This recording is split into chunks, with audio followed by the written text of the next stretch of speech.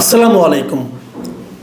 প্রিয় দর্শক, বিএনপির চেয়ারপারসনের উপদেষ্টা ছিলেন অ্যাডভোকেট ফজলুর রহমান। ছিলেন বললাম কেন?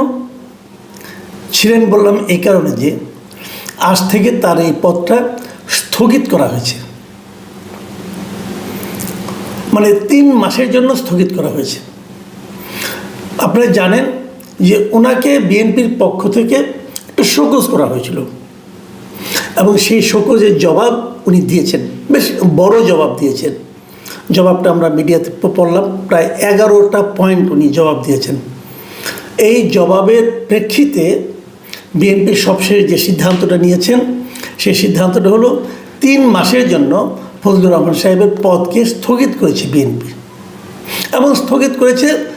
তারপর 3 মাস পরে হয়তো আর এটা আবার আগের মতো চালু হয়ে যাবে, এবং স্থগিত করার সঙ্গে সঙ্গে কিছু নির্দেশনা ওনাকে দিয়েছেন, সেগুলো আমি পরে আপনাদেরকে জানাবো। তার আগে আমি যে জিনিসটা বলতে চাই যে ওনাকে কেন শোকজ করা হয়েছিল, শোকজের পরে কি হলো, এবং শোকজের জবাবটা উনি কী দিলেন।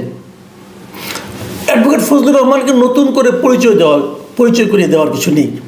ওনাকে এখন সবাই চেনেন, কারণ আমি মনে করি এই মুহূর্তে বাংলাদেশের মুক্তিযুদ্ধের পক্ষে সবচেয়ে ভোকাল, সবচেয়ে উচ্চ কণ্ঠে যিনি কথা বলেন তিনি হচ্ছেন এই অ্যাডভোকেট ফজলুর রহমান। উনি বিএনপির চেয়ারপারসনের উপদেষ্টা হিসাবে নানা জায়গায় যখন এই মুক্তিযুদ্ধের পক্ষে কথা বলেন, তখন আমার ধারণা অনেক দিন ধরে কিন্তু আওয়ামী লীগ যে জিনিসটা প্রচার করত, আওয়ামী লীগ প্রচার করার চেষ্টা করতো যে বিএনপি মুক্তিযুদ্ধ বিরোধী একটা দল, এবং এটা বলতে বলতে এক পর্যায়ে তারা এমনও বলতো যে বিএনপির যে প্রতিষ্ঠাতা জেনারেল জিয়াউর রহমান তিনি নাকি পাকিস্তানের আইএসআইয়ের চর, এমন কথা কিন্তু আওয়ামী লীগের লিডারদের কণ্ঠে আমরা শুনেছি। এবং বিএনপিতে স্বাধীনতা বিরোধীরা এসে ভর করেছে, হ্যান করেছে, এই সমস্ত নানা কথাবার্তা কিন্তু আমরা আওয়ামী বয়ানে গত 15 বছর ধরে শুনে এসেছি।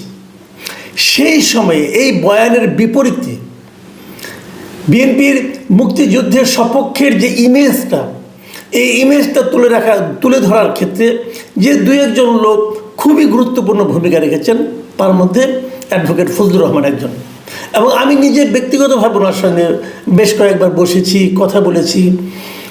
মানুষকে না যখন আপনি খুব ক্লোজলি দেখবেন তখন তাকে আপনি চিনতে পারবেন। মানুষ যখন কোনো অনুষ্ঠানে দেখেন তখন তো সে আনুষ্ঠানিকভাবে আসে, প্রিপারেশন নিয়ে আসে, কিন্তু তার সঙ্গে যখন আপনার আট পরে ভঙ্গিতে কথা হয় তখন আপনি বুঝতে পারবেন লোকটা আসলে কেমন।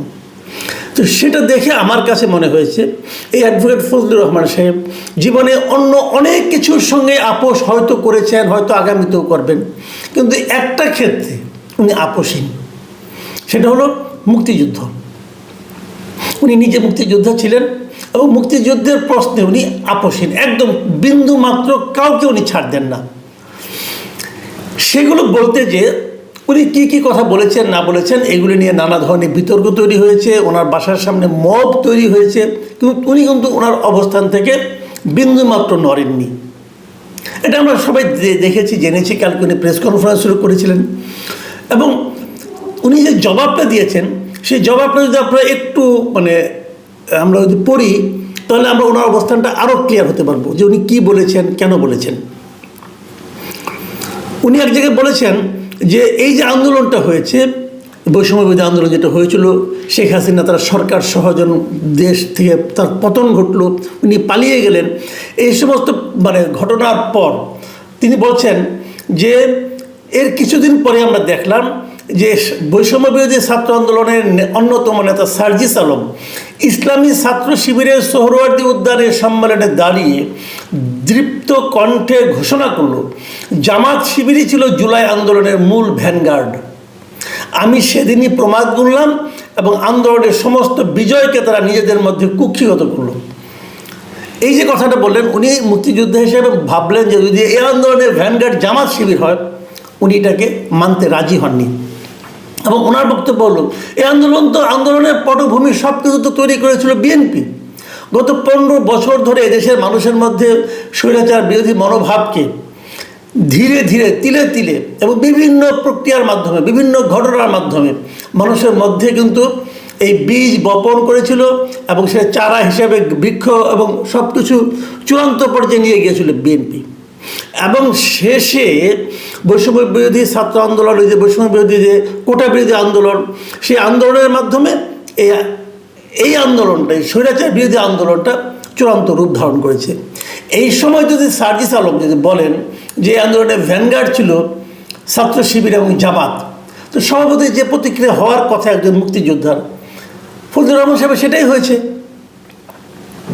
এবং তারপর উনি বললেন যে অবাক বিশ্বের এর পরবর্তী সময়ে অবাক বিশ্বের সবাই দেখল ৭১ পরাজিত শক্তি জামাত শিবির সদর্পে মাঠে হাজির হয়েছে এবং দাবি করছে সমস্ত আন্দোলনের ভ্যানগার্ড তারাই, এবং শুধু একটা নির্বাচনের জন্য তারা আন্দোলন করেনি, বরং ৭১ মুক্তিযুদ্ধকে অস্বীকারের মতো দুঃসাহস তারা প্রদর্শন করতে লাগলো। এবং তারপর উনি এক জায়গায় বলেছেন, লিখিত জবাবে দিয়েছেন যে এরপর থেকে জামাত শিবির এবং এনসিপি একসাথে বলা শুরু করলো 1947 হলো প্রথম স্বাধীনতা এবং 2024 হলো দ্বিতীয় স্বাধীনতা, আর 1971 হলো ভাইয়ে ভাইয়ে ঝগড়া। যাই হোক, এই যে এই বিষয়গুলো নিয়ে তিনি তার কেন কি বলেছেন সেগুলি বলেছেন, এবং শেষে উনি স্বীকার করেছেন এক জায়গায়। উনি বলেছেন, আমি মুক্তিযোদ্ধা হিসাবে এই অপশক্তির বিরুদ্ধে নিরন্তর কথা বলা এবং প্রতিবাদ করাকে আমার পবিত্র দায়িত্ব বলে মনে করি। গত 6 মাস ধরে এ ব্যাপারে আমি শত শত বক্তব্য দিয়ে যাচ্ছি। এর মধ্যে 2-1টা বক্তব্যে আমার কিছু ভুল ত্রুটিও থাকতে পারে, কারণ আমি তো মানুষ। এই জায়গাটাতে ফজলুর রহমান সাহেব কিন্তু কিছুটা স্বীকার করলেন যে আমার ভুল হতে পারে, কিন্তু ভুল হলেও সেটা ছিল অনিচ্ছাকৃত এবং মানুষ হওয়ার কারণে, মানুষের যেরকম ভুলভ্রান্তি থাকি সেই কারণে হয়তো হতেও পারে। ফজলুর রহমান সাহেব তার এই যে জবাব যেটা দিয়েছিলেন পার্টির কাছে, সেটা শেষের দিকে লিখেছেন, আমার সার্বিক বক্তব্য উপস্থাপনায় যদি প্রমাণিত হয় আমি কোনো ভুল বক্তব্য দিয়েছি তবে আমি দুঃখ প্রকাশ করব। তার মানে উনি বললেন যদি ভুল হয়ে থাকে উনি দুঃখ প্রকাশ করবেন। এরকম একটা জবাবের পর আমার কাছে জবাবটাকে মনে হচ্ছে যে অ্যাগ্রেসিভ কোনো জবাব না, বাট জবাবটা উনি আত্মপক্ষ সমর্থনের মতো করে করেছেন, আত্মপক্ষ সমর্থন করেছেন, পাশাপাশি দলের প্রতি তার যে আনুগত্য সেটাও উনি প্রকাশ করেছেন। এবং বিএনপি যে কাজটা করেছে, আমি বিএনপির কাজটাকেও আমি একভাবে প্রশংসা করব এই কারণে যে বিএনপি যে সিদ্ধান্তটা দিয়েছে সেই সিদ্ধান্তটা আমার কাছে মনে হয়েছে যে লঘুভাবে গুরু কোনো শাস্তি দেওয়া হয়নি।